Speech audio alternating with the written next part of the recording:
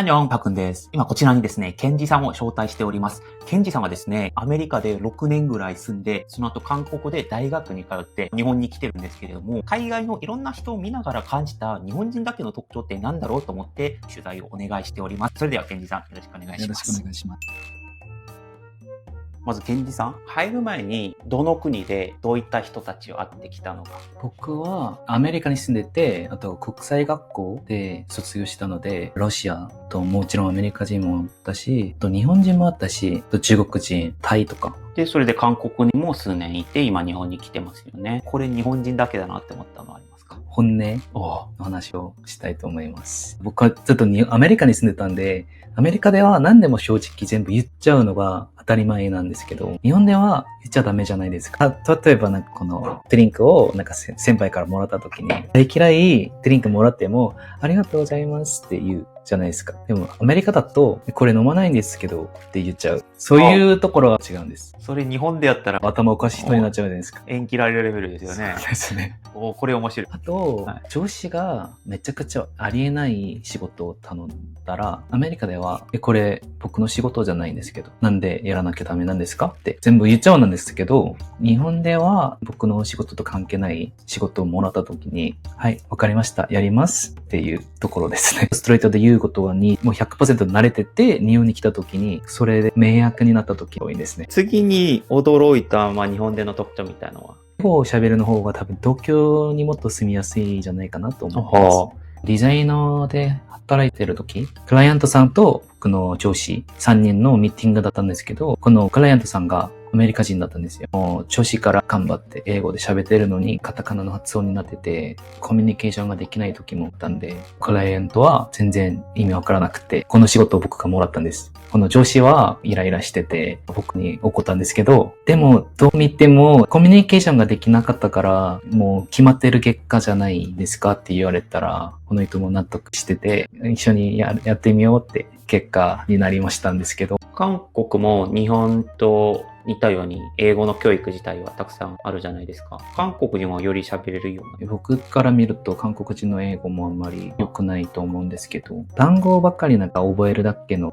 勉強をしてるんじゃないですか。もし海外行った時は絶対喋れない決定なんで。ある人たちは別に英語を喋らなくてもいいよみたいな。そう考え方なら別にいいと思うんですけど、喋れなくて仕事取れる時もあるじゃないですか。英語を喋れる人はチャンスをつかみやすいかもしれないですね。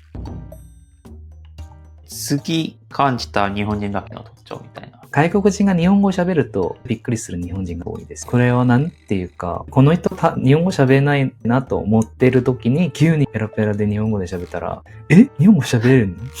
とか、どうやって喋れるのとかびっくりする人が多いです。でも逆に東京で出会った友達、逆に日本人なんだけど、韓国ペラペラの人も多いし、お互いの文化、好きなところが多いじゃないですか。もうアイドルさんとかドラマとか結構日本で流行ってるんで、そういうところを見ると嬉しいっていうか。10年前とかと比べて日本語できます、韓国語できますみたいな人2倍ぐらいにはなった気がします。そうですね。アイドルさんたちが頑張ってくれて、韓国語を喋るようになった。日本の方めちゃ多いなった。文化の力ってすごい。で、ケンジさんの場合は日本の映画を見て日本語を学ぼうと思った話しましたよね。で、僕はこの日本の雰囲気とこの人の優しさがもう大好きだったんで、韓国だけの雰囲気は僕から見るとあんまりまだ理解ができなくて、たまにインスタとかで韓国旅行行ったの日本の方が撮った写真を見て、普通の車多い通りですよ。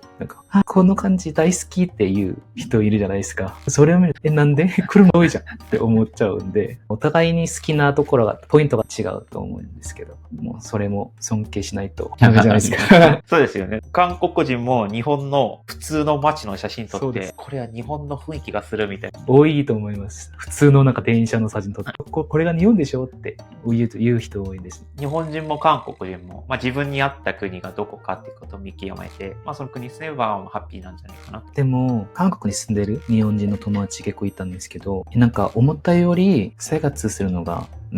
大変とか、ワクワクする気持ちで来たのに、最初から家を探してる時とか、外国人は優しくないところがあって、そこからちょっとどんどんあんまり好きじゃないになってる人が多かったんで、それを見ると悲しいなって。韓国はまだ外国人にはそんな優しくないんだとか、そういうシステムがまだないっていうか、ちょっと日本は外国人多いじゃないですか。住んでる外国人。この外国人のシステムがちゃんとやってる感じなんで、それもいいところだと思いますね。僕、日本で部屋探ししてて、はい外国人 NG っていうこと3回ぐらい食らって、うわーって思ったんですけど、韓国に行く日本の方も似たようなことを聞いてそうですね。あと、なんか日本は頭金があんまりないじゃないですか。別に月の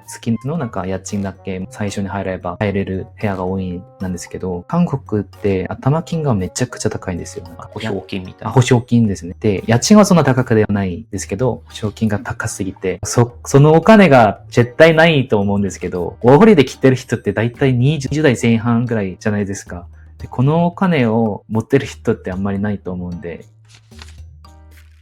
最後、これ日本だけだな。外国人が理解しやすいようにタメ口で言ってくれる方多いじゃないですか。これを不安を持ってる人も多いと思うんですけど、僕はいいと思うんです。もちろん外国人だし、敬語で喋ったら聞こえない、意味わかんない人も理解できない人もいるじゃないですか。そこも迷惑かけないように、なんかちゃんとコミュニケーション取るために、もうタメ口で言ってくれることって僕は別にありがてえなと思ってる人なんですけど。それはなんでですか？僕もあんまり敬語で喋るのはあんまり好きじゃないし、敬語で喋ったら壁がある感じじゃないですか。絶対この人とはなんか仲良くなれないかなとか。でもタメ口で喋るともうすぐ仲良くなるし、もう友達みたいになることが僕は個人的に好きです。韓国だったら、もう年上か年下でずっと敬語かどうかって決まっちゃいますもんね。そうですね。相当仲良くならないと、タメ口で話し合うって珍しい。まあ珍しいですね。そのタメ口で仲良くなった例とか。普通のなんか飲み屋とかで、マスターさんと最初は敬語で喋るんですけど、もちろんマスターさんが僕より年上じゃないですか。タメ口で答えて、じゃあ僕からもマスターとか、もうすぐ仲良くしたら、ほぼもう3時間ぐらいずっと喋りながら飲むこともできるし、そういう文化好きです。これ韓国と微妙に違くて、日本だと、例えば子供が先生にタメ口する場合もあったりしてて、で、これ韓国からしたらかなり失礼なことだったりしますよね。もう韓国絶対先生にはタメ口言っちゃダメって決まってるんじゃないですか。だから日本に来てそういうタメ口を聞かれて、これバカにしてるのって誤解されてる韓国の方もいたりとか。あと、日本ではなんか自分の親を名前で呼ぶ人もいるじゃないですか。ママとかじゃなくて、普通にケンジとか、ケンジちゃんとか。でも韓国では親の名前を普通に言ったら切れるかもしれないですね。これもタメ口と敬語の文化がある中でも、その切り替えが自由にされてるっていうのは面白いところですね。英語は全然敬語とかないんで。先生とか教授とか。同じです。普通に喋るんです。全然雰囲気違います。はい。っていうところで、こちら、ケンジさん招いていろいろ日本だけの文化とか、日本の特徴っていうのを聞いてみました。ありがとうございました。やはり韓国と日本って似ていながらも違ったりとかしていて、僕も日本来て9年ぐらいなんですけども、いや、未だに違うんだなと思ってるところがあります。皆さんはどう思ってるのかぜひコメント欄で教えてください。こちら、ケンジさん YouTube とか SNS やられてるので、そちらもぜひ見てください。以上、パックンでした。アンニョン。アンニョン。